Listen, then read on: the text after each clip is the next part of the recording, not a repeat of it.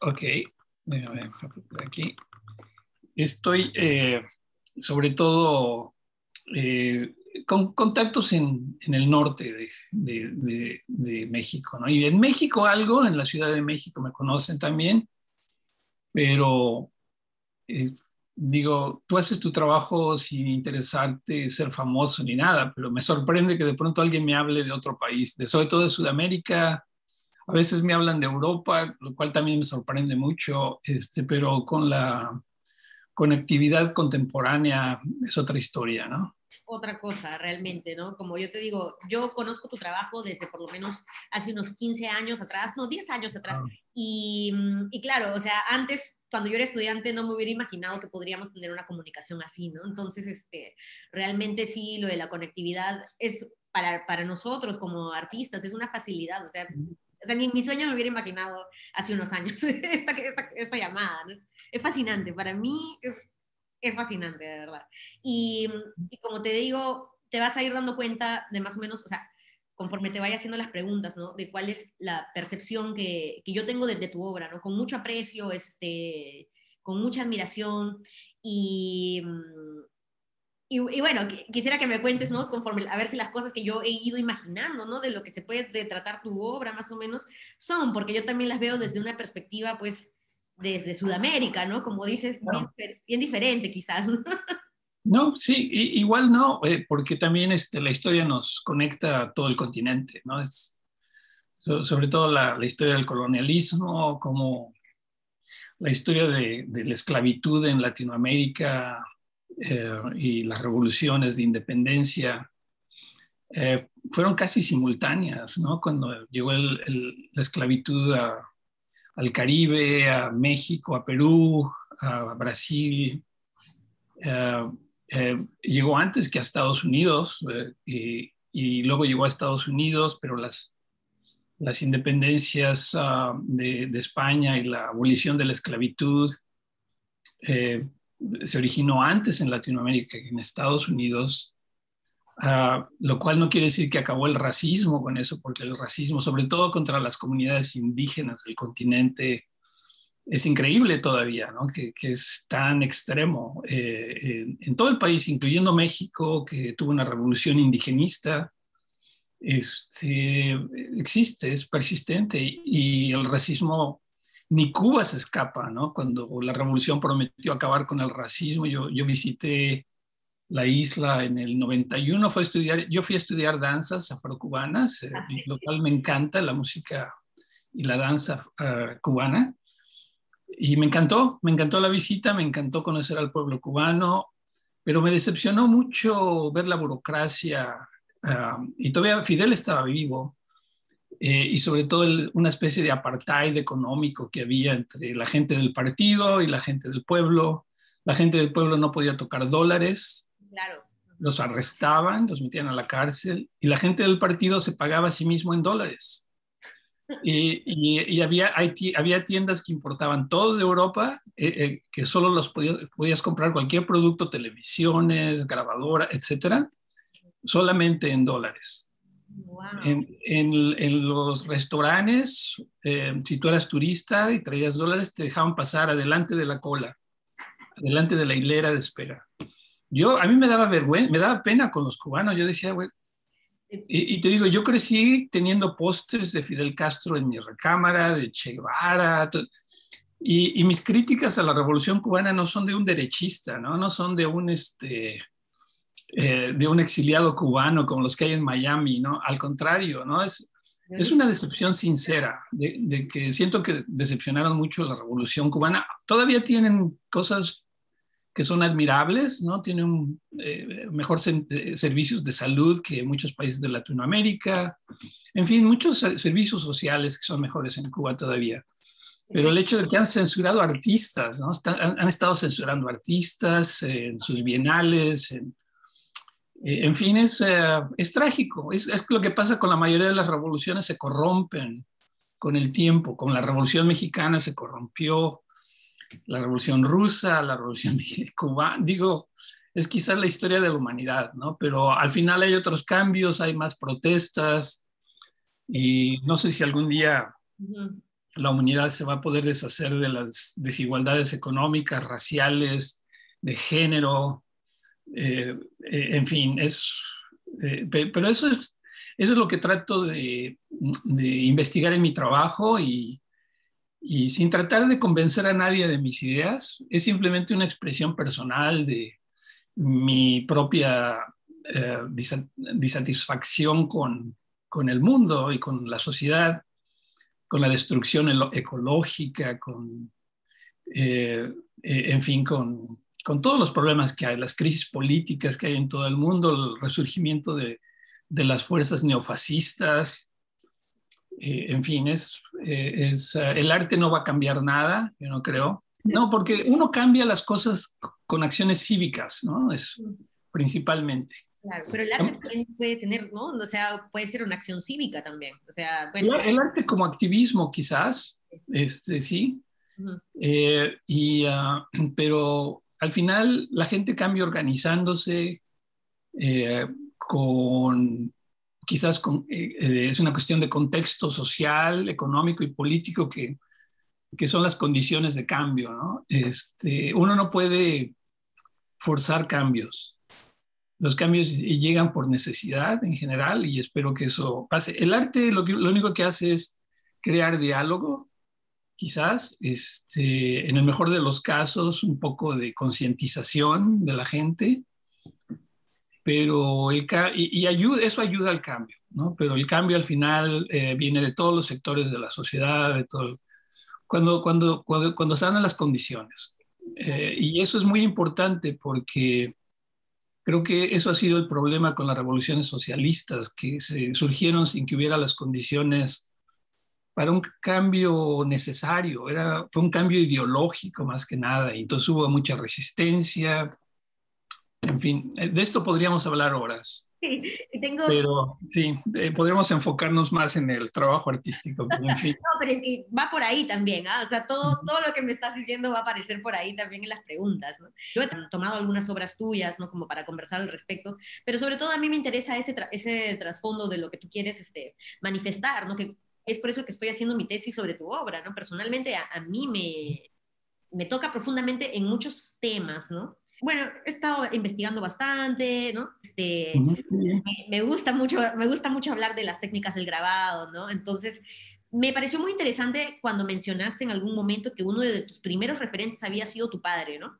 Porque hay como una influencia de él, por ejemplo, que comentabas que él trabajaba en el Banco Central de México y había una imprenta de billetes, ¿no? Como si fuera un primer acercamiento al grabado desde ahí. ¿Tú consideras que puede ser algo así?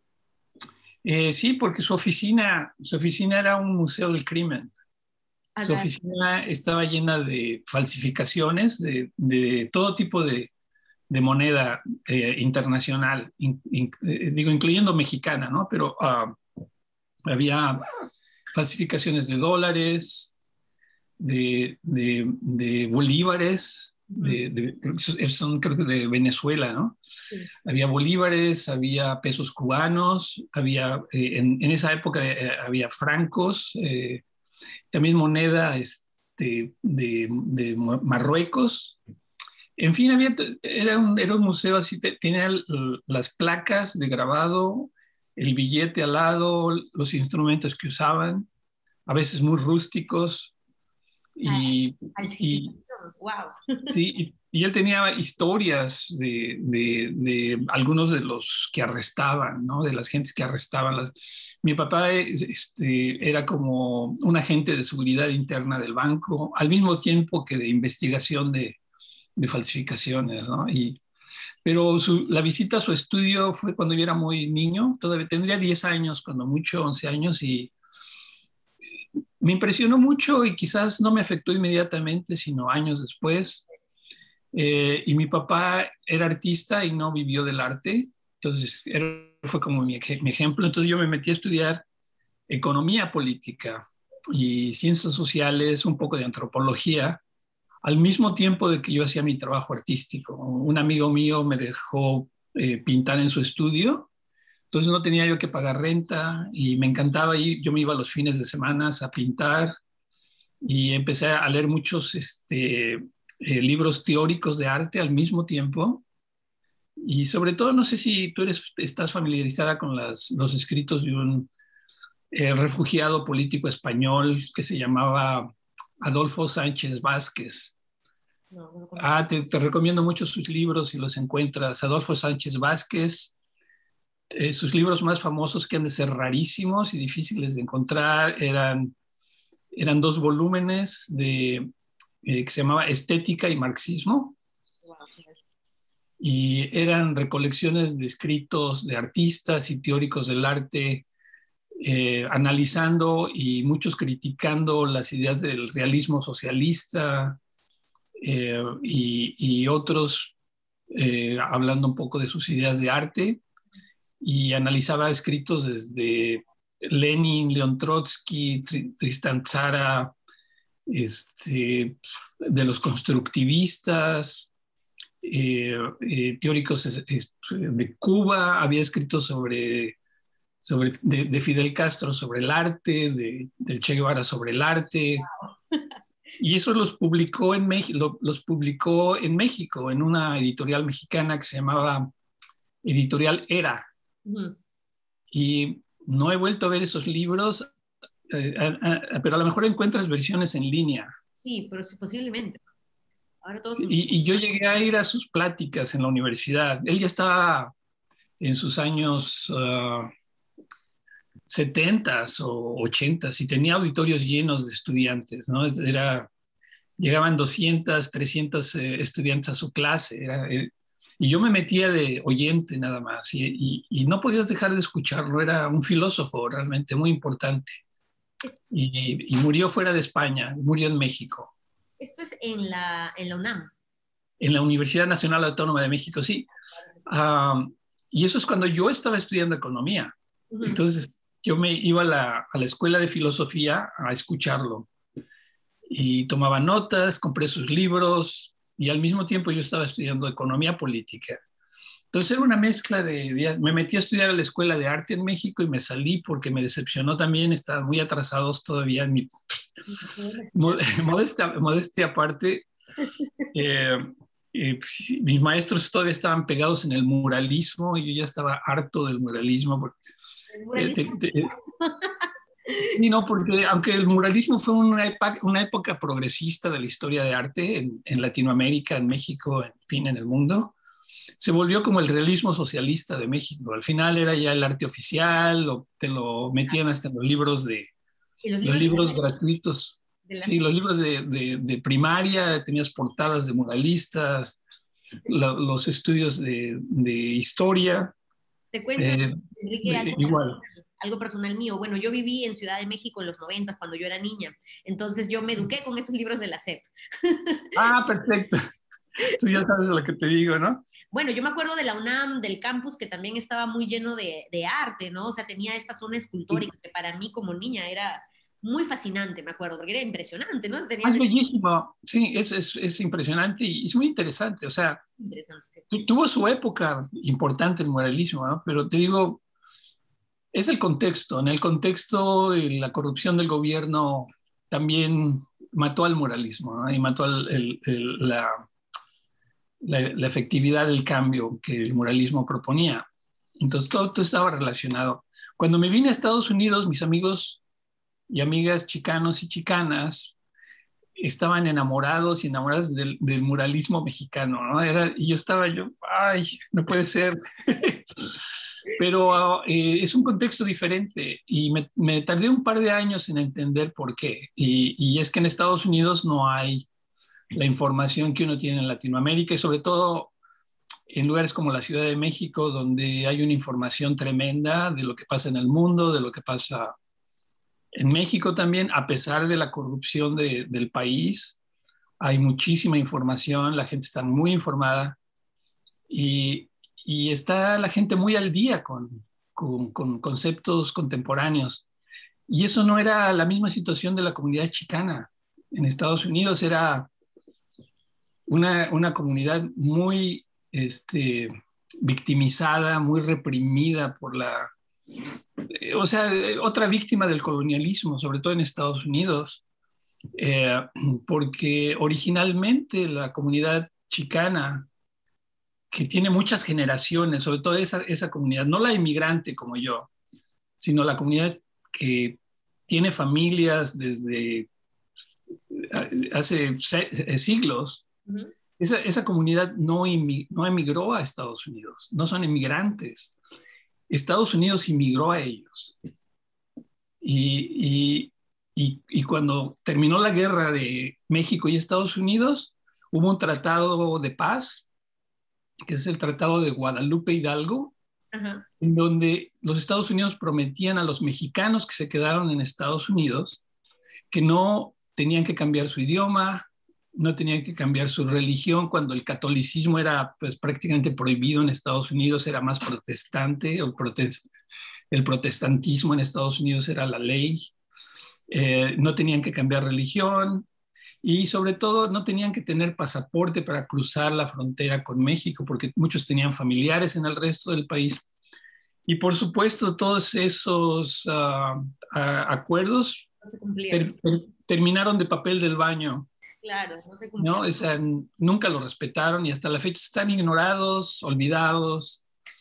Pero, ¿me entiendes? Esa es una historia del colonialismo. Lo mismo pasa con la gente de Puerto Rico. Ujú.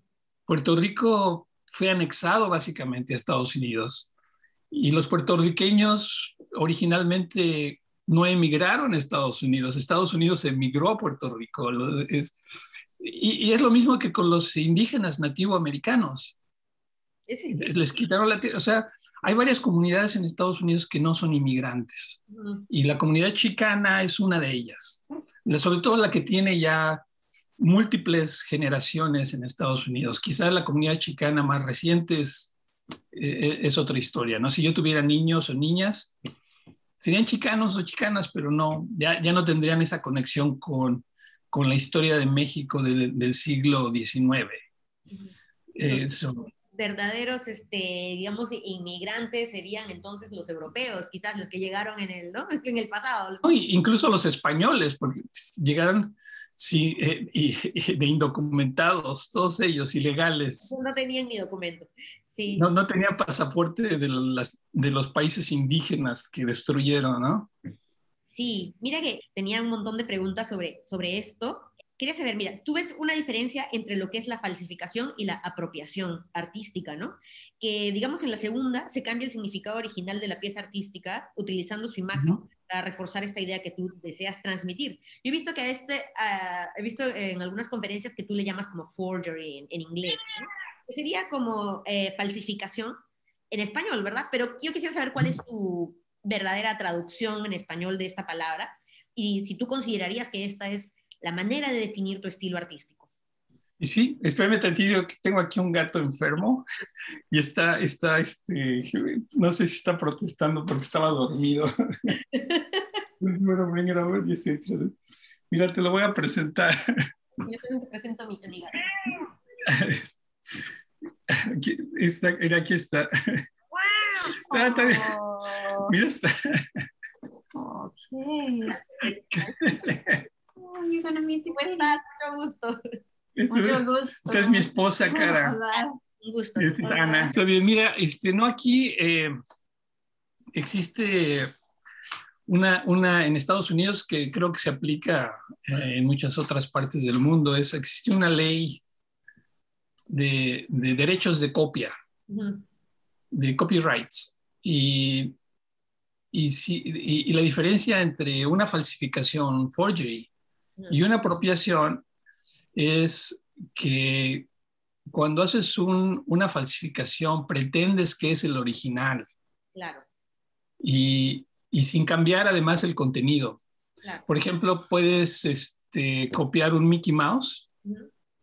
nada más, y lo pones en una camiseta y pretendes que sí es impreso por Disneylandia y lo vendes en un mercado.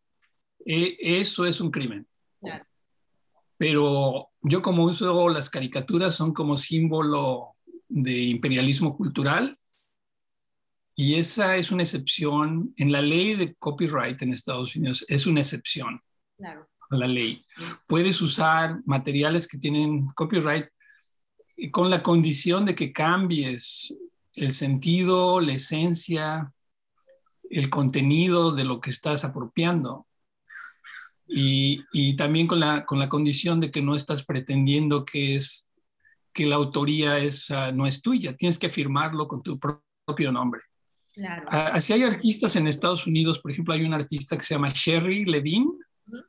Sherry Levine hace reproducciones idénticas de pinturas de artistas contemporáneos, fotografías incluso que ella toma de las bibliotecas, como de Ansel Adams, por ejemplo, y las reproduce y ella firma su propio nombre. Claro. Y también con las pinturas como de Frank Stella, ella copia pinturas de Frank Stella, pero ella firma con su propio nombre.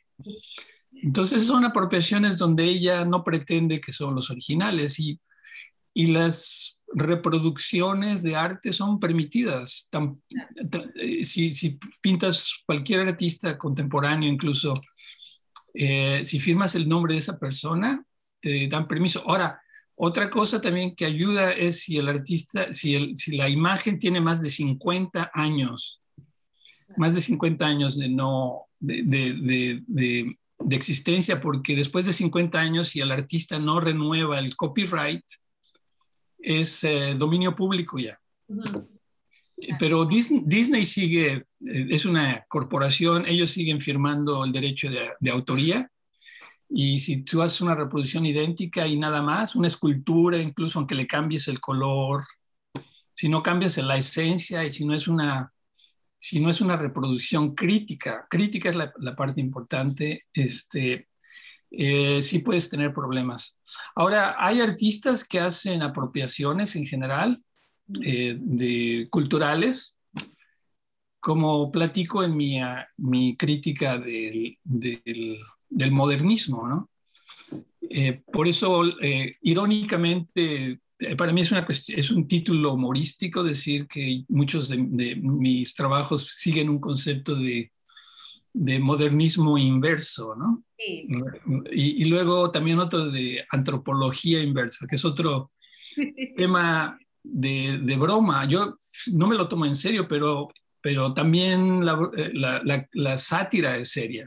Todo es un tema bien serio. O sea, en realidad, o sea, tomarlo desde lo jocoso, desde lo divertido, ¿no? Pero de todas maneras el contenido o sea, son contenidos serios, pero sobre los que los puedes tomar con cierto sentido del humor también, ¿no? Y se nota que en tu obra hay bastante como de eso, ¿no? Como de sátira, de ser jocoso, ¿no? O sea, sí, eres una persona que disfruta. Exacto, pues sobre todo porque no es muy apreciado en el mundo del arte. El humor no es muy apreciado en el mundo del arte, aunque ha habido escritores de izquierda, como por ejemplo Bertolt Brecht, que tiene libros. Esas son las cosas que estudiaba yo cuando estaba en la Universidad de México, que estudiaba libros de artistas y sus declaraciones. Y Bertolt Brecht tiene libros en uno de ellos, y quizás era parte de un escrito en los libros de Adolfo Sánchez Vázquez, no recuerdo ahorita, pero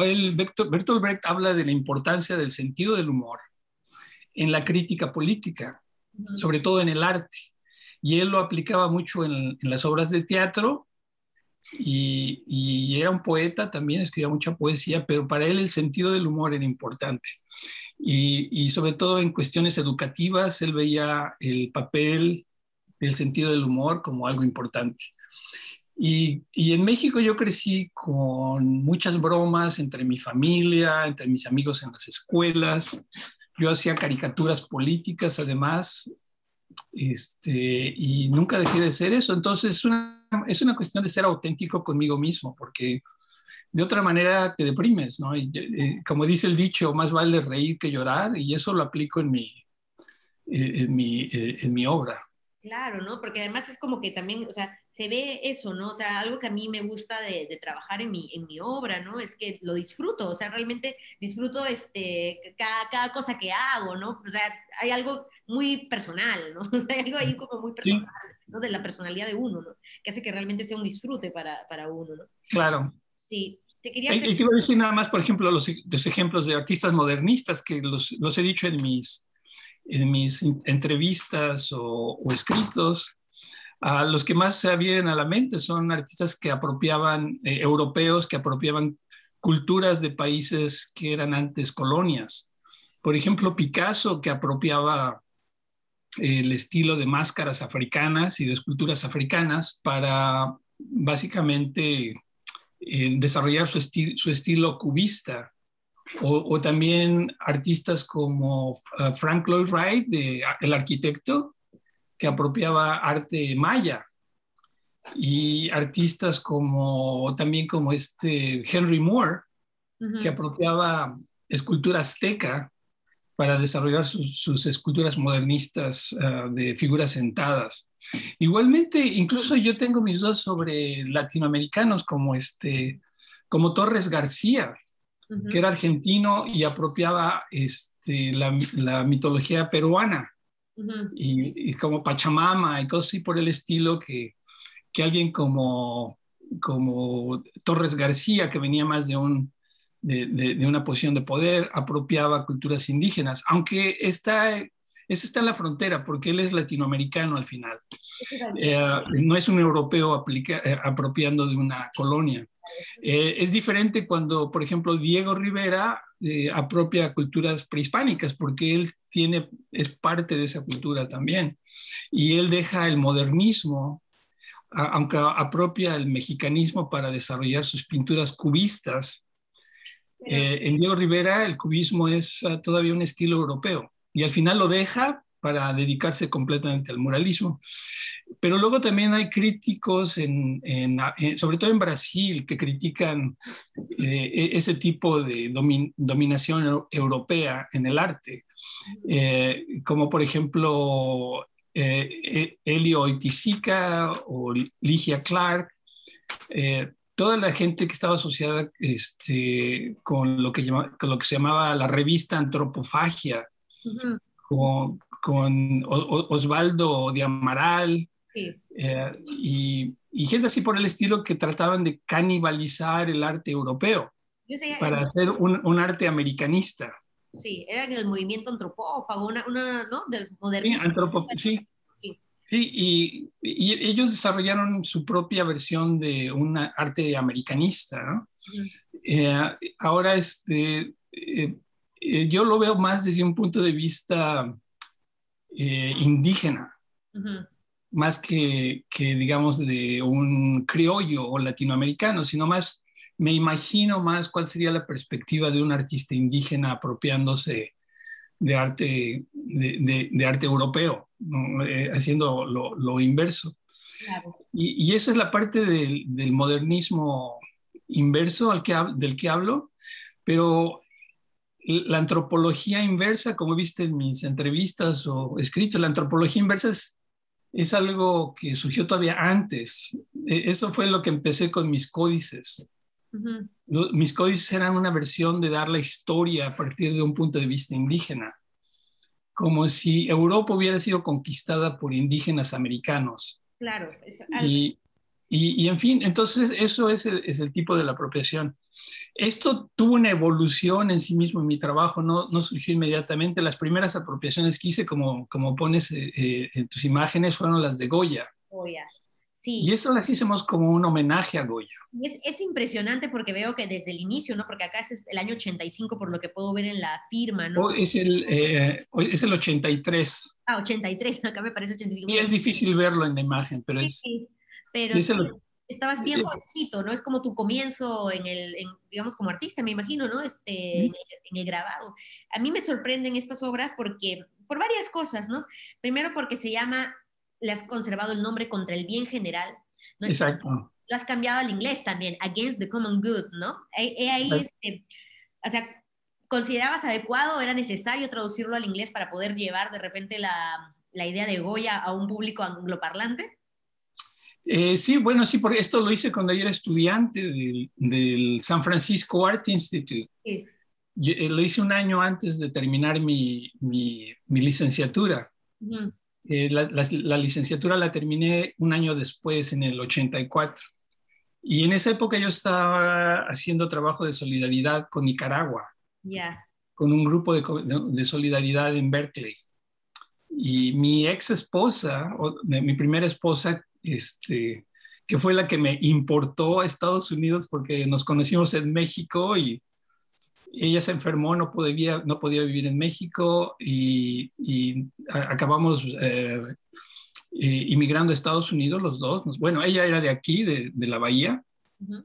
y los dos conocíamos gente de Nicaragua en México y cuando venimos a Estados Unidos esa misma gente estaba aquí haciendo trabajo de solidaridad con Nicaragua, esto desde antes de que ganaran los sandinistas. Ujú.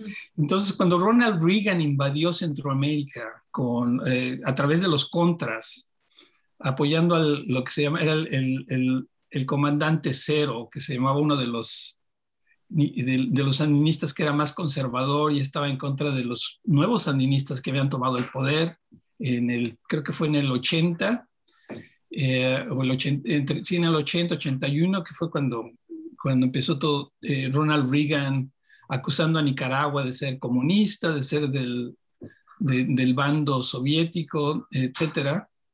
Empezó a apoyar a los contras. Y curiosamente, este grabado tiene la palabra contra Sí. en el título original, así que no cambié los títulos, los dejé. Y esto fue todavía mis influencias de haber crecido en México, de usar un trabajo como el de Goya, así como si fuera una caricatura editorial. Claro. Que es una apropiación muy diferente a las posteriores. Posteriores.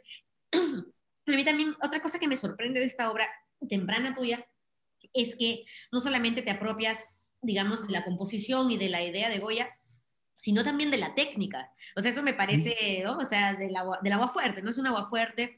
Entonces es como que de verdad has hecho tu placa de cobre, ¿no? Todo, o de bronce, no sé de qué será, no sé, todo. Esta fue de zinc, esta fue de zinc. Claro. Entonces, quería saber si como que la técnica guarda alguna relación con la idea que quieres transmitir. Bueno, aquí la técnica quizás guarda la relación con la experiencia con mi padre. Claro, también. Sí, me quise probar a mí mismo si podría hacer algo. No falsificar. Sí, lo más. Y este grabado surgió de una clase de historia del grabado que tomé en el Art Institute. Uh-huh. Al final, el papel o el examen final iba a estar basado en un ensayo que deberíamos describir sobre un artista que nos hubiera impactado en la clase. Uh-huh. Y en la clase nos mostraron grabados e impresos originales de muchos artistas, porque es un museo. La clase fue en un museo y una colección enorme que hay en San Francisco que se llama la colección Achenbach. Uh-huh. Achenbach está en uno de los museos, en el Museo de la Legión de Honor de California. Y mi maestro era el director, era el curador de la colección, era el maestro de historia. Y aunque yo estaba en el San Francisco Art Institute, la clase la tomábamos en el museo y él sacaba originales sin enmarcar de todos los grabados de Goya, los caprichos, de Daumier, de Katy Kolowitz, de Posada, de muchos artistas. Entonces al final dijo, una de dos, o hacen un ensayo sobre un artista que les impactó o hacen un grabado. Y fue cuando decidí tomar el grabado. Para mí era más agradable hacer arte que escribir sobre arte. Claro, ¿no? Y además, o sea, de por sí la técnica es bien rica, ¿no? Hacer como que recrear esta técnica del agua fuerte, ¿no? Ya me imagino, ¿no? Con el punzón, todo ahí, es como, es muy rico, ¿no? Sí, muy... Sí, tomé notas, medí los grabados, llevé mi propia regla para medirlos, porque lo pedí que me lo sacaran, lo medí, tomé notas para saber cuánto tiempo debía dejar en el ácido, porque diferentes tiempos, como ya sabes, dejan la línea más delgada o más gruesa. Entonces hice todos mis cálculos y al final yo mismo me sorprendí de que pude hacer esto. Yo nunca tuve el plan de hacer una serie de estos, pero lo sigo haciendo todavía cuando tengo oportunidad, hago más. Y en fin, estos fueron posteriores, esos fueron unos años después cuando estaba haciendo mi maestría en la Universidad de Berkeley. Lo retomaste, o sea, retomaste el tema del agua fuerte, ¿no? Increíble. No, y estos fueron todavía posteriores, estos ya fueron después de que terminé mi escuela. Estos fueron creo que en el 99, 98 o 99. Bastante posterior, 15 años después. Sí, sí. ¿No? O sea, siempre, al final, yo digo, uno siempre regresa como que al origen, ¿no? Siempre va regresando a tu origen. Y en esta época yo ya estaba explorando mis códices. Claro. Entonces se dio ya más como una obra simultánea. Claro. Después has hecho estos trabajos también me interesan porque tú hablas algo sobre el yin y el yang y sobre los elementos que tú consideras que son opuestos en el mundo para ti y para la sociedad, ¿no? Entonces tienes este tipo de obra en gran formato, ¿no? Son como de 2 metros por 2 metros, más o menos. Sí. Son gigantes. Quería hacer una pregunta particular sobre estas obras. Has comentado que no querías que este tipo de obra fuera percibida como artística, sino más bien como un tipo de caricatura editorial en gran formato, ¿no? Son dibujos, estos no son grabados, son dibujos. Son dibujos. Exacto. Quería preguntarte, mira, siendo tú, habiendo sido formado en carreras de bellas artes, ¿no? De artes plásticas, ¿no? ¿De dónde viene como que esa reticencia hacia la pintura, dando preferencia al grabado y al dibujo, ¿no? Hay como un distanciamiento de la pintura. ¿Y qué significado tiene para ti la pintura dentro de las bellas artes? Sí, empecé con la obra gráfica porque pensé que era lo menos caro, lo menos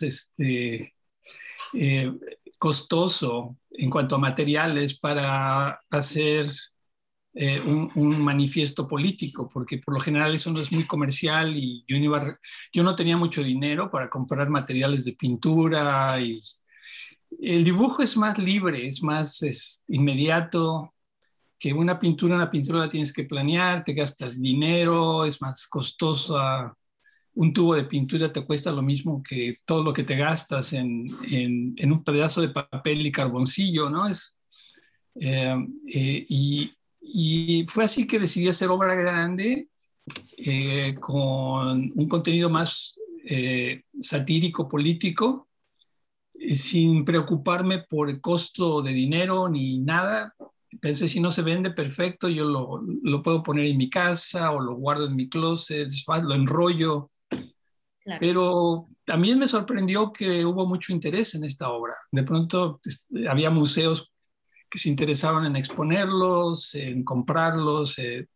Fue una sorpresa para mí. Entonces, a partir de ahí evolucionó esto a mis libros, a mis códices y a la pintura también. Un artista en particular que es amigo mío, Manuel Ocampo, es un artista filipino que vivía en Estados Unidos. En los 90 él hizo unas obras muy impresionantes de pintura como de retablo católico, pero muy antifascista, muy violentas, increíbles. Y fue cuando me empezó a interesar la pintura un poco más, gracias a Manuel. Lamentablemente Manuel se regresó a las Filipinas, él vive allá, pero seguimos siendo muy amigos cuando nos vemos, ¿no? Pero en fin, eso fue lo que me movió de la obra gráfica a la pintura y luego a escultura o múltiples. Y hasta la fecha estoy haciendo cosas más digitales ahora. Estoy haciendo unos códices digitales y he estado explorando hasta a veces, de vez en cuando exploro escultura, pero no mucho. Es cuando hay una oportunidad. Sí. Me voy a pasar a esta obra de aquí, porque no sé, yo te voy a decir qué siento yo cuando veo este grabado, ¿no? De acá, de vuelta al grabado, porque este sí es un grabado, ¿verdad? Es también como un aguafuerte, ¿no? Este es Jack Calot. Este sí es basado en Debris. Sí, Debris es como lo pronuncias. Ok, mira, lo que pasa es que te quería comentar, ¿no? Para mí, Debris, que era, pues, es un grabador flamenco, ¿no? Que tenía gran rechazo por los españoles.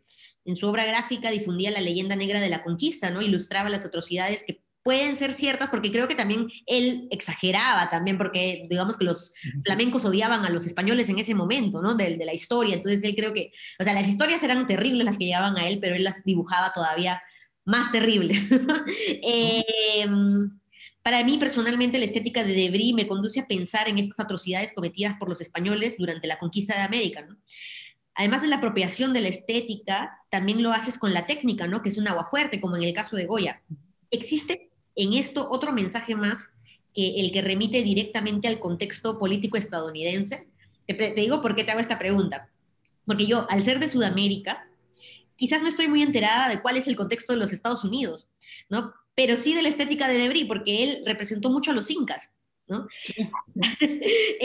¿Tú crees que me podrías comentar más sobre estas obras? ¿No? ¿Cuál es la... ¿Hay alguna relación con la elección de Debris con estas situaciones que tú quieres describir?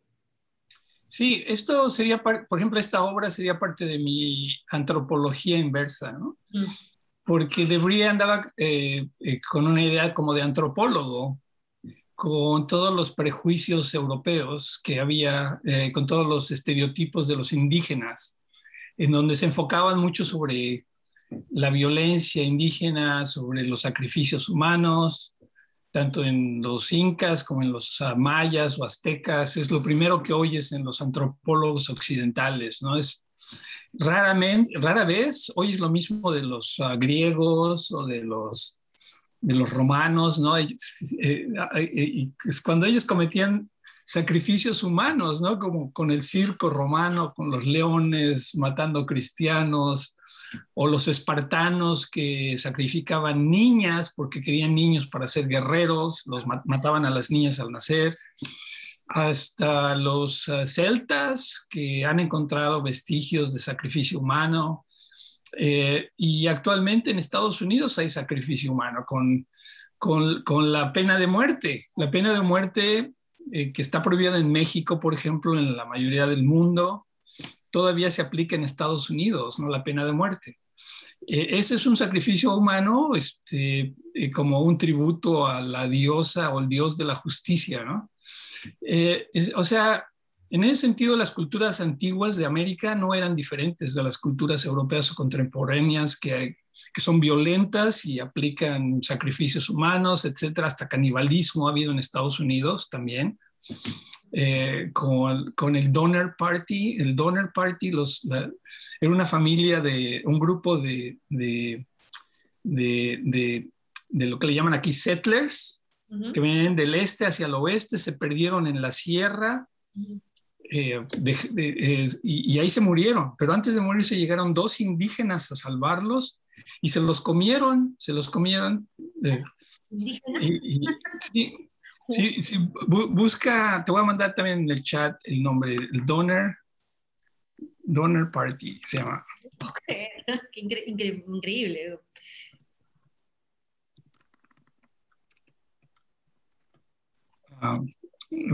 Búscala, es una historia de grupos que colonizaron el oeste en Estados Unidos. En fin, por eso llamo esto antropología inversa. Esta es mi versión de un indígena, digamos, un indígena de las Américas o un africano o un asiático que fue colonizado, la versión de cómo ven a los europeos también, ¿no? Desde esa perspectiva. Y ya que usan estereotipos, en este caso de mujeres brasileñas, así es como Debris describió un grupo de mujeres en Brasil, de caníbales. Decidí son todas mujeres. Voltear los papeles y hacer que los estereotipos se volvieran locos, ¿no? Y puse a Cristóbal Colón a la izquierda y a la patrulla fronteriza a la derecha. Y en ruso puedes leer que dice, quiero despertar en este momento.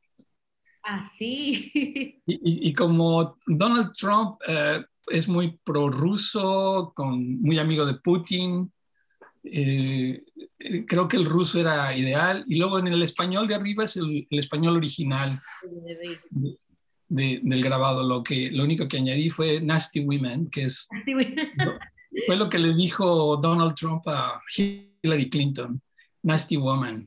Oh, perfecto. Yo lo veo. Y el resto son otros estereotipos de caricaturas, ¿no? Que ha habido de mexicanos, de asiáticos, de musulmanes, etcétera. Son los niños, son los bebés, son los niños. Todos estereotipos, ¿cierto? Negros. Ese negro lo encontré en Francia. el chino o asiático lo encontré en una caja de cohetes Hay y una, así por el estilo, ¿no? hay una crítica muy grande en tu obra, me parece, hacia el trabajo del antropólogo, ¿no? O el antropólogo Ujú. del siglo XIX o del siglo XX, ¿no? Por ejemplo, a mí me encantan estas obras, ¿no? Sobre todo me gusta este que dice Anthropologies with Noodles, ¿no? Antropólogos Ajá. con videos, ¿no? Yo quería preguntarte, ¿por qué escogiste la figura del antropólogo para ser comido, ¿no? Y además, también están presentes todos los especialistas que comen del artista, por así decirlo, ¿no? Claro. Quisiera que me comentes más sobre este trabajo, ¿no? El antropólogo me encanta. Pues es otro como de antropología inversa, ¿no? Claro. Ujú. Es como si aquí hubiera una lata con carne de Theodore de Brie Sí. adentro, ¿no? No sé si, como tú debes de saber, el primer antropólogo en el mundo fue eh, Fray Bernardino de Sahagún, Ujú. inmediatamente después de la conquista de la Ciudad de México. Él empezó a entrevistar a indígenas aztecas que sobrevivieron la conquista y hizo una obra de 12 volúmenes, que es el Códice Florentino. Y ese fue un estudio con entrevistas a indígenas para rescatar el conocimiento que se había perdido porque quemaron absolutamente todos los libros aztecas Ujú. y, y, y no sabían quiénes eran los aztecas, no tenían ni idea. Y este sacerdote, el Fray Bernardino de Sahagún, escribió ese libro con indígenas aztecas y ya ese libro, los artistas aztecas siguen el estilo del Renacimiento, ¿no? De perspectiva, etcétera, que era muy diferente a los libros prehispánicos. Claro. Entonces, fue el primer antropólogo realmente del mundo. La antropología nació para entender las colonias y eso se hizo más oficial en Inglaterra. Creo que a mediados del siglo XIX la antropología fue más una ciencia universitaria y académica, pero con el mismo objetivo de entender las colonias que tenía Inglaterra. Ujú. Finalmente, la antropología se ha hecho más progresista, en fin, es otra cosa actualmente, ¿no? Pero digamos en su inicio, ¿no? O sea, si bien han habido como estos, digamos, pre-antropólogos, ¿no? Como los cronistas, como los que mencionas, ¿no?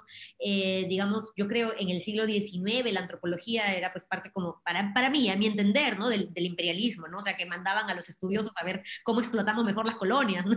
O sea, era eso, ¿no? Por eso me parece muy simpático que al final pues nos comemos al antropólogo con videos. Yo feliz de comerme esa sopa.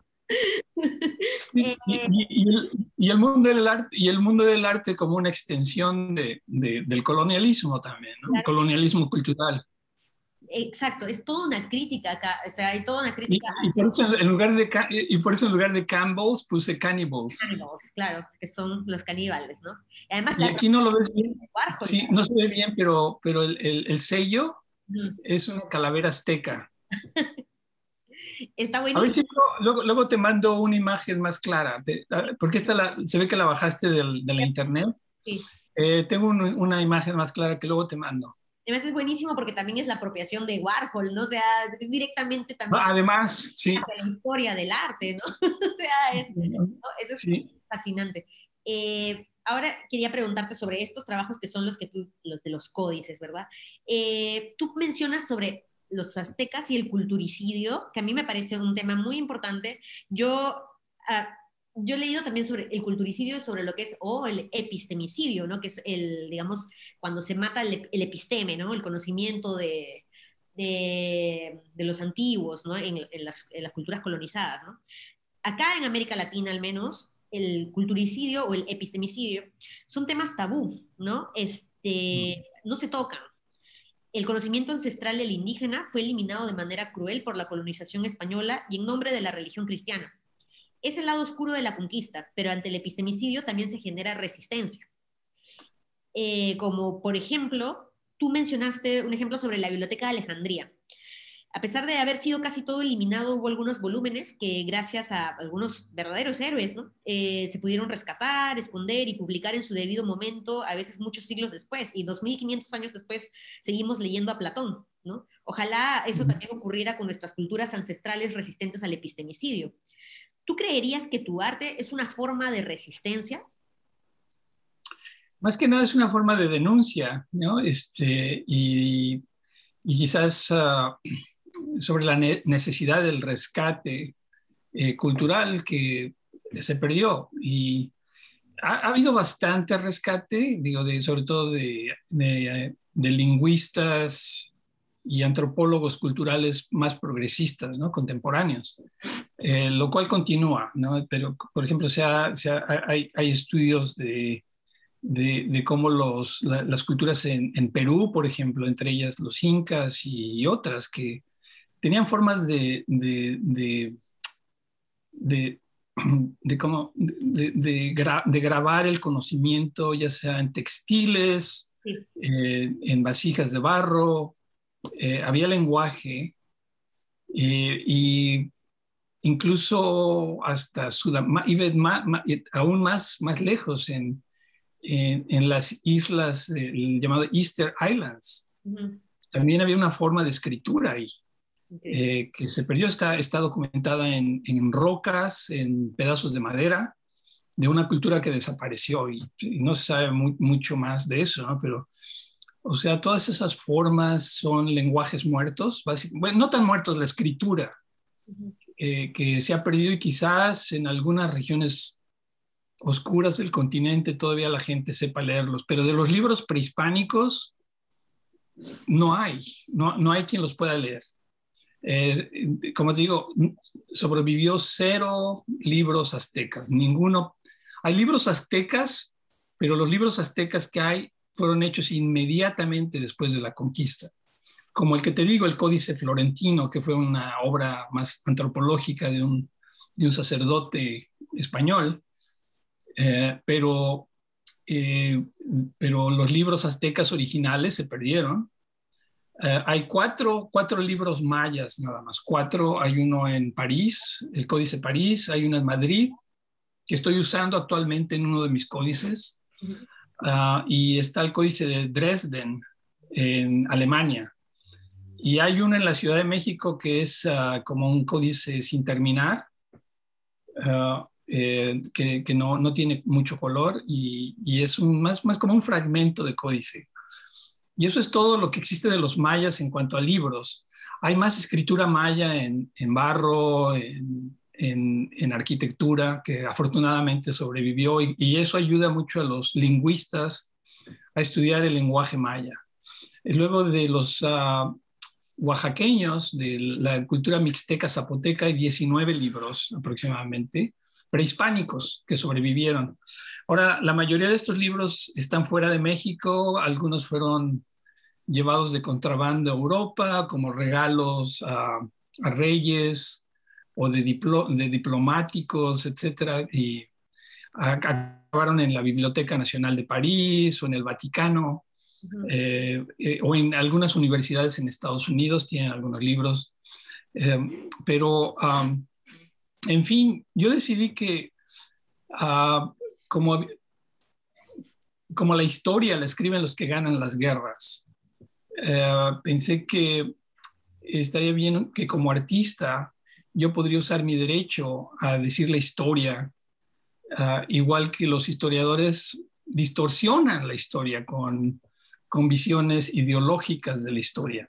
Ujú. Y desde ese punto de vista, la historia para mí no es una ciencia, es una construcción ideológica por lo general. Y quienes se dedican científicamente a la historia cultural de las Américas, pues a eso sí los respeto, ¿no? O sea, no quiere decir que no exista esa intención. Pero en mi caso, yo traté de usar los mismos materiales que usaban, sobre todo el papel. Sí, el papel amate. El papel amate, que afortunadamente esa tradición no se perdió con la conquista, porque también era prohibido hacerla. Por 300 años se prohibió hacer amate. Ujú. Pero existe todavía una comunidad indígena en el centro de México, en Puebla, en San Pablito. San Pablito es una comunidad que hace todavía papel amate, y afortunadamente pude conectarme con algunos de esos productores, y desde entonces he importado papel desde México, y es ahí donde pinto y uso imágenes que son referencias a arte indígena. Por ejemplo, este dibujo es el dios Tlaloc, el dios de la lluvia, Ya. que fue pintado en un códice azteca, pintado inmediatamente después de la conquista por Fernando de Alba Ixtlilxóchitl. Él era un noble azteca que sobrevivió y ese es su nombre cristianizado, Fernando de Alba Ixtlilxóchitl. Y este es del códice Ixtlilxóchitl representando al dios Tlaloc. Y aquí está confrontándose con un indocumentado europeo, que es Superman, que no sé si has leído los cómics de Superman, pero él viene de otro planeta, del planeta Krypton, es totalmente un extraterrestre, ¿no? Claro. Y arriba puse un platillo volador con el dios de la muerte y el dios del viento, que es una dualidad del mismo dios de Quetzalcóatl. En el rojo y negro, que en la cultura azteca y náhuatl era el símbolo del conocimiento. Y lo usaban a veces en historias mitológicas, el rojo y negro. Y es los colores sagrados también en los libros mayas, muchos libros mayas o vasijas de barro, sobre todo usan mucho el negro y un rojo óxido, ¿no? Y entonces por eso lo puse ahí. Y en fin, más bien es como una cuestión de quiénes son los verdaderos invasores, quiénes son los verdaderos inmigrantes ilegales, ¿no? De las Américas en general. Es fascinante la figura del dios Tlaloc porque me parece, o sea, como yo lo veo así, como de la cintura para abajo, me parece como occidental en las piernas y quizás los brazos también, pero la cabeza todavía tiene como todo el imaginario azteca, ¿no? O sea, la cabeza es como una cabeza totalmente ¿no? de otra cultura, ¿no? Así. Sí, es todavía como la pintaban los aztecas y como te digo, está pintada por un indígena azteca, Claro, claro. pero ya influido por las proporciones del cuerpo del Renacimiento que fue traído a las Américas con grabados. Claro, así es, así es. Y entonces, sí. La imposición del imaginario, ¿no? Occidental a través del grabado, eso también es increíble. Era la conquista del espíritu, ¿no? Es en general. Sí, es como, claro, sí, la conquista del espíritu. Enrique, ¿tú crees que al llevar estos imaginarios como piezas artísticas contemporáneas a espacios y galerías occidentales o museos occidentales, los estás reivindicando? No sé, espero que sí, digo, porque nunca ha sido mi intención. No, es que es fascinante. Claro que sí. Digo, sí he notado que la gente le está poniendo mucha atención ahora, sobre todo que está la crisis política en Estados Unidos con el resurgimiento de grupos neofascistas y todos los ataques que hay contra las comunidades africano-americanas, latinas, chicanas, todos los ataques que hay, incluso en contra de las comunidades judía, musulmán en Estados Unidos, ¿no? Entonces como hay como una especie de necesidad de entender de dónde viene este neofascismo, ¿no? Y entonces he notado que sí, la gente le está poniendo mucha atención a mi trabajo y quizás el trabajo que he hecho ya se enfocaba en esto, pero el contexto lo hace más relevante, lo cual también me sorprende porque yo quisiera que no existiera el contexto que existe ahora, que fuera un contexto de paz, donde todo el mundo se lleva bien y dedicarme más bien al arte abstracto, ¿no? Pero no es así. Y por el momento, con sentido del humor, trato de exponer estas ideas, ¿no? Estas ideas son de los 90s, incluso la próxima que tienes y otros, ¿no? Sí. Esta es la primera obra que yo vi tuya. Es la primera, esa fue la pesadilla del gobernador. Para mí, bueno, está llena de simbolismo, ¿no? Yo quisiera saber, como yo te digo, como yo soy de América Latina, yo no sé, ¿no? ¿Quién es Pete Wilson? Yo no sé exactamente cuál es el contexto, ¿no? O sea, porque acá se lo están comiendo al que es gobernador de California, ¿no? Fue gobernador de California. Yo no sé Sí, Pete Wilson. qué hizo él para merecer ser comido. En su campaña política usaba mucho el odio contra inmigrantes en la frontera de México con Estados Unidos. y los acusaba de traer enfermedades, de traer crimen, y sacaba imágenes de inmigrantes corriendo en las carreteras, cruzando el puente, y creaba mucha como miedo a los inmigrantes, ¿no? Con estereotipos además, ¿no? Súper racistas. Entonces decidí que, bueno, vamos a hacer a esos estereotipos vivos, vamos a recrear los estereotipos, y aquí los puse en una escena de un códice azteca, Ajá. pintado después de la conquista, el maquiaveliano.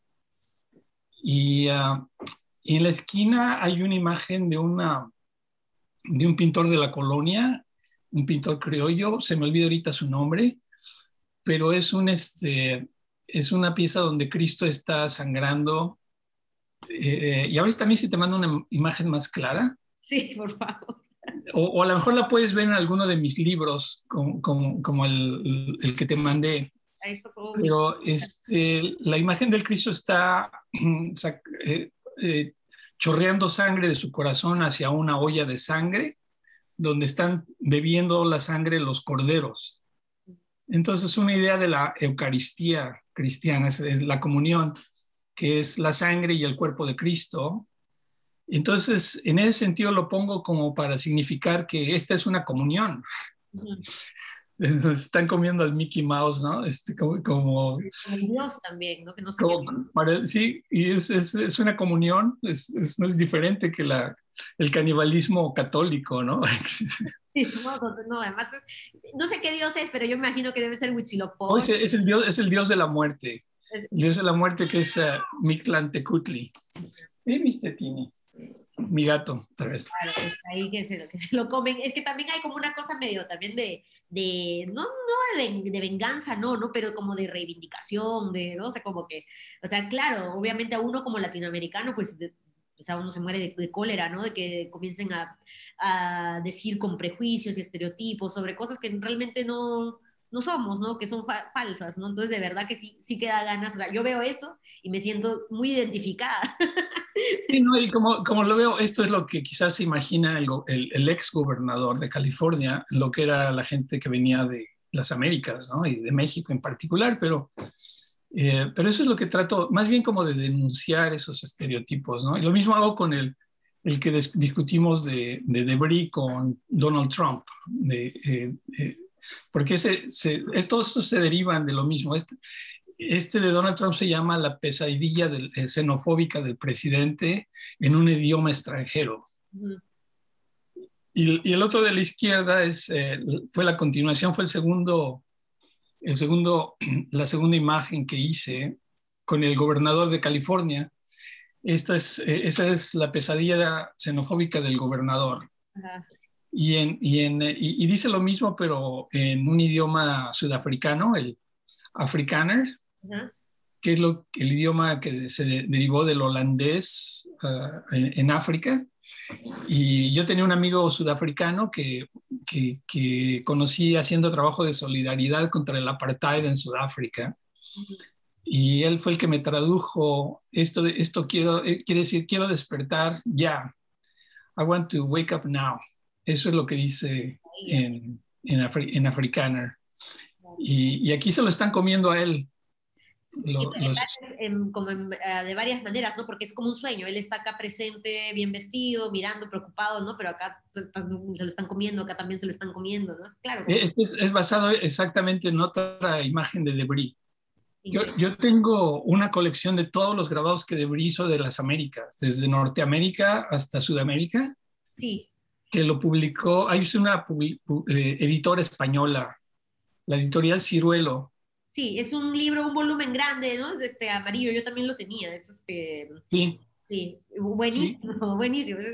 Yo también yo creo que todavía lo vas a encontrar, pero es carísimo. Sí, es un tremendo. Y tiene otro libro de Brie, otro volumen igual de grande, más o menos, sobre Asia, África y Oceanía. Yo he visto el de América, nada más. Mira, en esta etapa de tu trabajo, se ve evidente como que un giro hacia temas que son heridas profundas en los latinoamericanos, ¿no? Como por ejemplo lo de la conquista española, ¿no?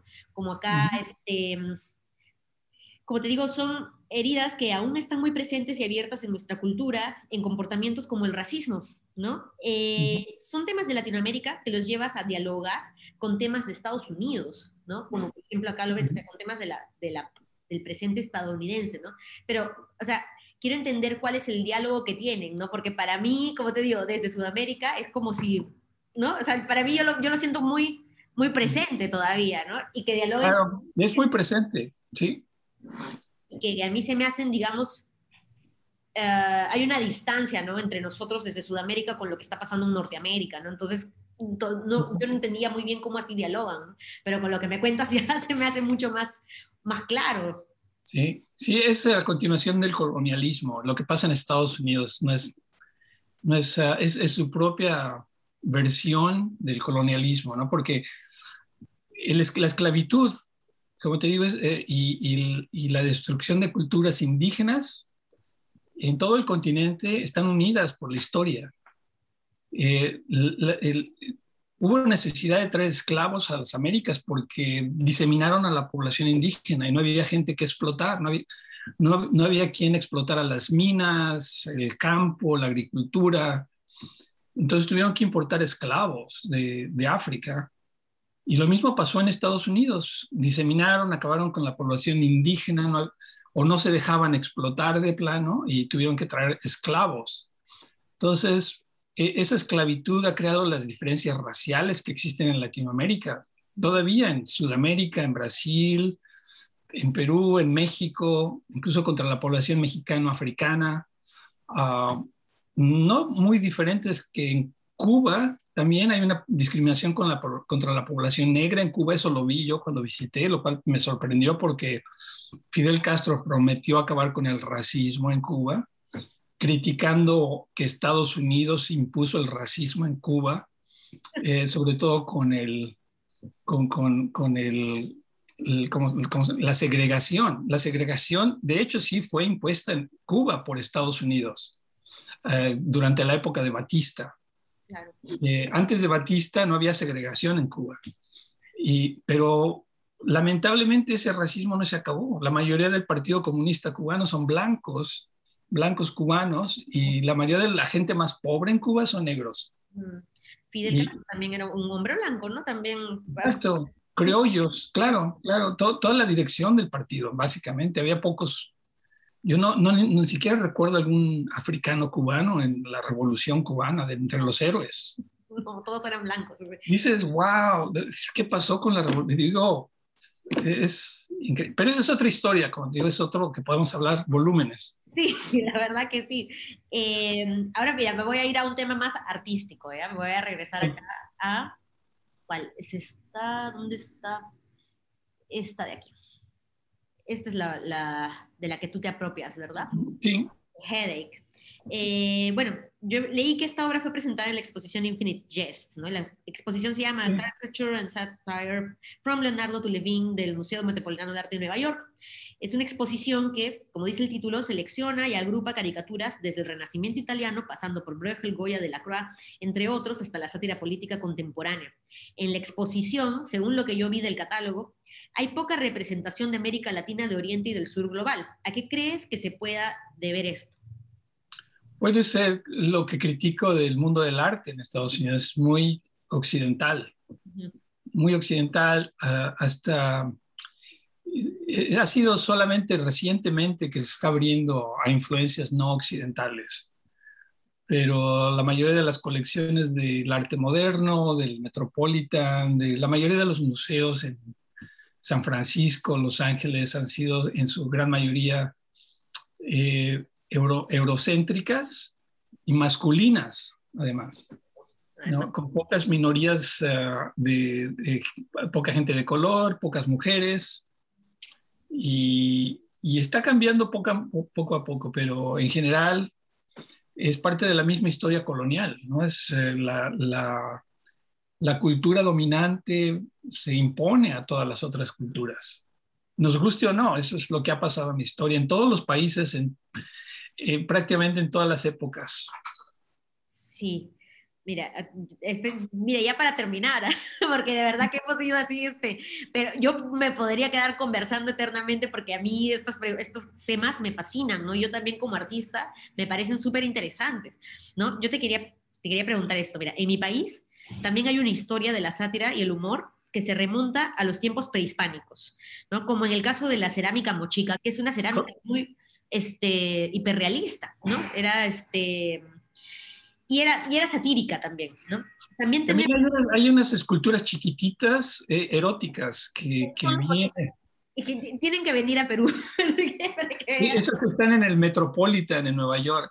Y acá hay una colección impresionante de cerámica erótica mochica. Ellos tenían un nivel, digamos, o sea, desde nuestro concepto occidental de ver el arte, ¿no? Porque eran muy hiperrealistas, ¿no? Es fascinante, la cerámica mochica es fascinante y como te digo, acá hay una gran colección, ¿no? Para ti que te interesan las culturas así... No, yo espero visitar Perú en una de estas oportunidades, porque es uno de los lugares que más me fascina, ¿no? Ir a Machu Picchu. Machu Picchu es el turista, ¿no? Pero fuera de Machu Picchu hay muchos otros lugares y varias culturas que quiero visitar en persona. Y ese museo que dices estaría arriba de mi lista, ¿no? Porque es una de las partes que más me interesan de Latinoamérica en general, desde el norte hasta el sur, ¿no?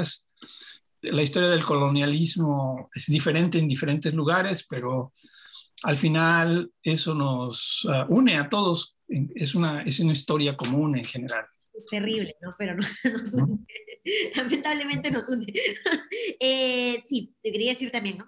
Por otro lado, también no sé si conoces la obra de Guamán Poma de Ayala, ¿no? Que también muchas veces fue satírico, que era un indígena peruano que hacía que los cronistas lo mandaron a dibujar, ¿no? Lo ponían a dibujar las cosas que sucedían, pero él con mucha crítica hacía su dibujo. Obviamente, igual que los códices de México, todo el trabajo de Guamán Poma, que era manuscrito, está en Suecia también, porque se lo llevaron los europeos. Eh, Hay intelectuales del grupo Modernidad Colonialidad como Walter Miñolo que sugieren que en Guamán Poma está el origen del pensamiento de frontera, porque él fue un personaje híbrido, ¿no? Era, digamos, los occidentales le hacían, ¿no? Hacer estos dibujos y Sí. escribir en español, pero él era un indígena y lo pensaba desde su pensamiento indígena, ¿no? Tengo un escrito sobre Guamán Poma que lo publicaron en México el lingüista Miguel León Portilla. Lo puso en un libro que se llama la visión de los vencidos, que incluye textos de Guamán Poma. Impresionante. Y dibujos, y algunos de sus dibujos. Yo también ya como que a estas alturas me comienzo a preguntar si está bien decir que son los vencidos, porque de todas maneras hay como una resistencia, ¿no? O sea, Claro. yo no diría que fue un vencido, ¿no? Porque, o sea, todavía tenemos eso para nosotros y es un triunfo. O sea, sí, es un triunfo para nosotros. Sí, ese es un título de los años 80, ¿no? Es Claro, anterior. Sí, yo estoy de acuerdo. sí, Pero también se refiere a la visión histórica no dominante. Yo creo que es lo importante decir. claro. ¿Tú crees que si, por ejemplo, como en la exposición del MoMA, ¿no? De Nueva York, este tipo de exposición de arte satírico, ¿no? Han habido estas omisiones en el arte occidental, en el arte no occidental, ¿no? Con el arte no occidental. ¿Tú creerías que hay ahí un elemento ideológico? Eh, ¿En el arte no occidental o en el arte occidental? Por ejemplo, en hacer una exposición como la de Infinite Jest en la que tú participaste, ¿no? Donde hay arte de Occidente, ¿no? Como de Lacroix, Da Vinci, estás tú, pero habían dos mexicanos, creo eras tú y Posada, ¿no? ¿Tú creerías que al omitir la obra satírica del sur global o de Asia o de África, que no sé si la hubo, pero me imagino que también tiene que haber habido, ese tipo de omisiones son ideológicas? Sí, sí, por supuesto. Yo creo que es quizás inconscientemente o conscientemente, es quizás una ignorancia cultural, ¿no? También, porque muchos curadores están muy cómodos con las colecciones de sus propios museos, ¿no? Y quizás no tienen el presupuesto de investigar más allá de lo que pueden hacer dentro del museo. Y las colecciones, como te dije, de museos son muy eurocéntricas en general. Entonces, sí hay una visión histórica, cultural, dominante, que es muy occidental. Ujú. Y eso yo creo que está cambiando muy poco a poco, pero yo creo que algo parecido existe en las Américas, en México también, en Latinoamérica, aunque hay quizás más conciencia política en Latinoamérica todavía, ¿no? Pero porque son sociedades más mezcladas, menos, eh, menos separatistas, ¿no? Digo, hay racismo en Latinoamérica, como te digo, pero quizás nunca llegó al apartheid como hubo en Sudáfrica, o en algunos lugares quizás hubo casos de, de, de la segregación, como te digo, que empezó a pasar en lugares como Cuba antes de la revolución, eh, pero hay extremos, pero en general todavía desde los dictadores sudamericanos como Pinochet o Videla, todos eran son totalmente eurocéntricos, ¿no? E incluso Bolsonaro, todo este tipo de gente, entonces no es muy diferente. Admiran el colonialismo norteamericano, ¿no? Son admiradores, les gustaría ser Donald Trump, a algunos de ellos, ¿no?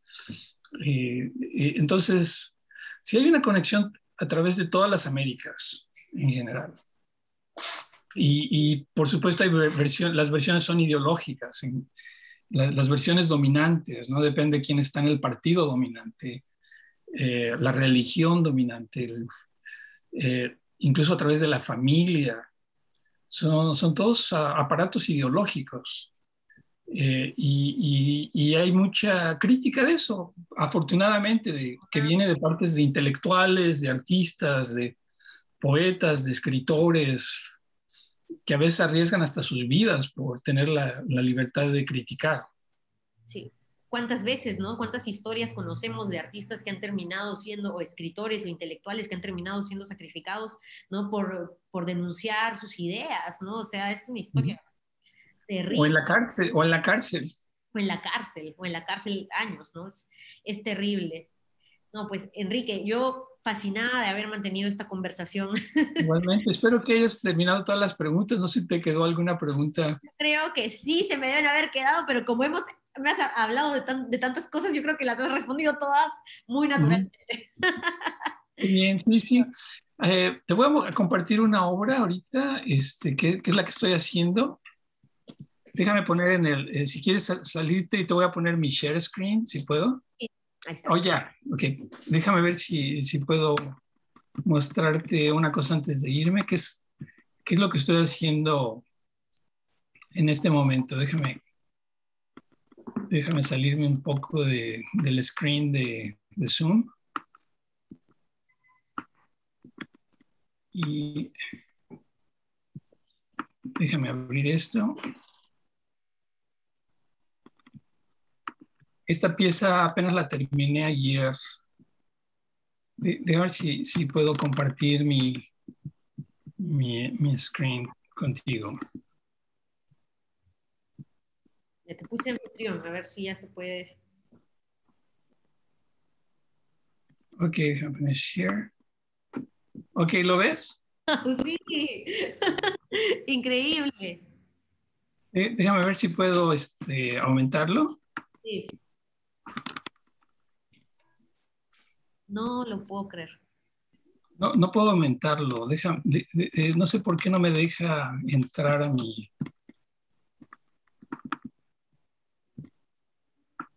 Ya.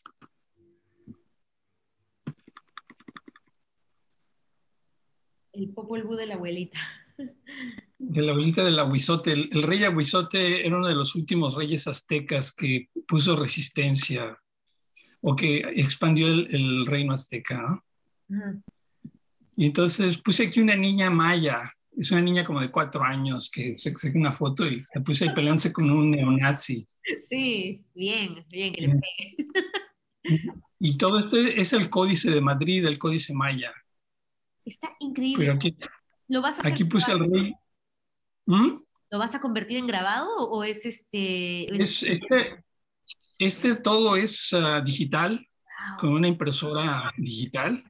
Wow. Y incluso, no sé si ves mi flecha, Sí, sí la veo. todas estas orillas del papel original las vamos a tener iguales. Increíble. Con las mismas, esto es como quedó, pero la impresión es excelente, es una impresión nueva. Aquí están los números mayas de las páginas, se lee de derecha a izquierda, es el número 1, 2, 3, el número 4, 5 es una barra, el 6. Aquí yo tenía Fidel Castro antes, pero le puse una flor. Es el número 7. El 8 es una parte de la diosa de la muerte, Coatlicue, con un texto original de Superman en español. Amate. Luego era un personaje de la Revolución Cubana, le puse cabeza indígena. Este era el llanero solitario y toro. Ajá. Les puse un estereotipo de una brasileña y un personaje de calendario mexicano. Aquí ya puse a Super Niña hablando en maya. Super niña. Este símbolo maya quiere decir, quiere decir, déjame ver cuál es. Oh, sí, quiere decir jaguar, persona, mujer, sol y espíritu. En fin, mira, este personaje aquí es un noble azteca, es Netzahualpili, el hijo del rey, de este rey, el hijo de este rey que está aquí peleándose con Super Donald Duck. Este es un Donald Duck que hice yo. Y Sí. este es el rey que hizo la biblioteca más grande de México, era la biblioteca de Texcoco, y este es el rey Nezahualcóyotl. Y este era su hijo, Netzahualpilli, después de que él murió. Entonces esta parte es la misma que esta parte. Ahí está Netzahualpilli flotando en el aire con los aztecas llegando al lugar sagrado donde tenían que fundar su ciudad. Esta es una especie de Nopal devorando la serpiente, ¿no? En la laguna de Texcoco. Exacto. Yo he hecho un logotipo de Batman, pero le puse una cabeza maya. Increíble. Aquí está la pequeña Lulú también con una cabeza de víbora maya, platillo volador. Aquí está así como un técnico maya espiando a Mickey Mouse. Fascinante. Un estereotipo africano, en fin. Tengo toda esta serie de caras. Luego aquí tengo a Washington tratando de salvar a Clark Kent.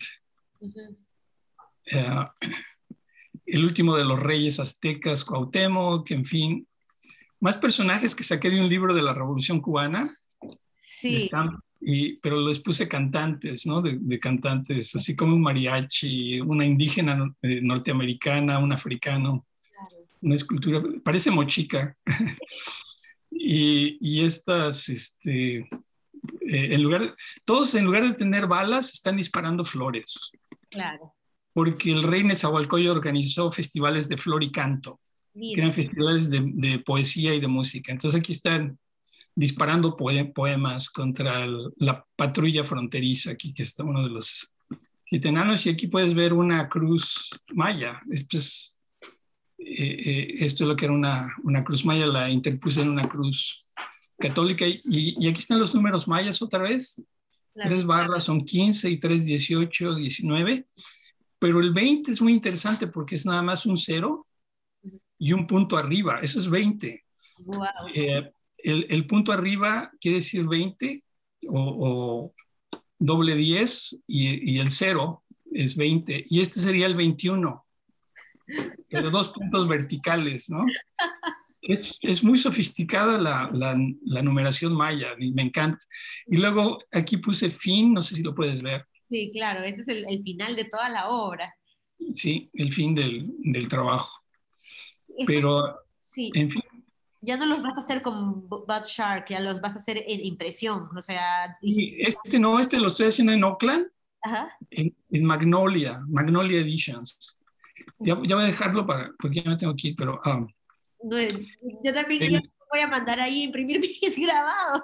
Es que yo también estoy haciendo Ay, digitales, ¿no? Y qué lindo, de verdad, poder conocer eso, ¿no? O sea, yo también ahorita, a través de lo que me estás enseñando, estoy aprendiendo muchísimo. O sea, yo digo, ir ahí de repente a Magnolia a imprimir mis propias obras sería fascinante. Ya fuera de los son- artistas, sino en mi carrera también como artista, ¿no? Que eso es lo, digamos, eso es mi verdadera pasión, ¿no?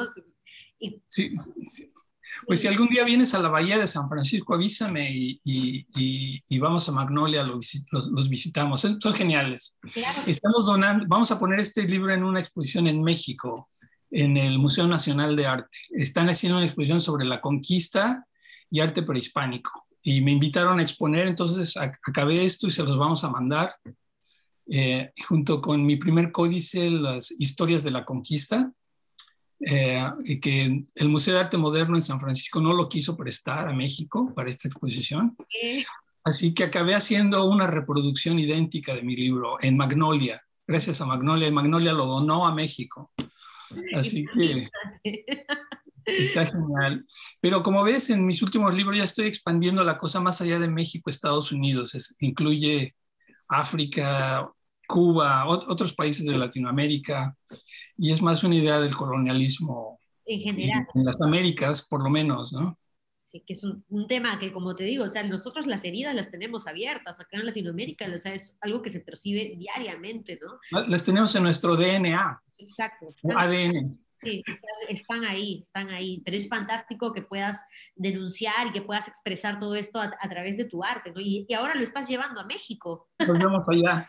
Sí, sí, sí, Igual si voy a Perú te aviso, me encantaría verte. increíble, Enrique, estoy fascinada, ojalá que podamos seguir manteniendo esta Ojalá. conversación, esta amistad. Siempre Sí, y si necesitas juntarte otra vez, nos juntamos. Pero es cosa de darle tiempo al tiempo. Y mientras nos comunicamos por correo, luego te mando unas más imágenes digitales, incluyendo este último libro. sí, por favor. Te la mando. Bueno, Enrique, nada, Perfecto. te agradezco muchísimo. Al contrario, fue un placer conocerte y Imagínate. sobre todo comunicarme con otras partes de Latinoamérica y en particular Perú, al cual admiro muchísimo, sobre todo su historia, que Sí, no me deja de impresionar, desde la arquitectura, Perú. la cerámica, etcétera, todas las historias de la conquista y hasta el presente, que es muy, muy dramático, ¿no? Pero Sí. me encantaría poder visitar. No, Ok, gracias a ti, Enrique. Muchas gracias. suerte. Al Gracias. contrario, un placer. Un placer, placer. Gracias. Chao. Chao.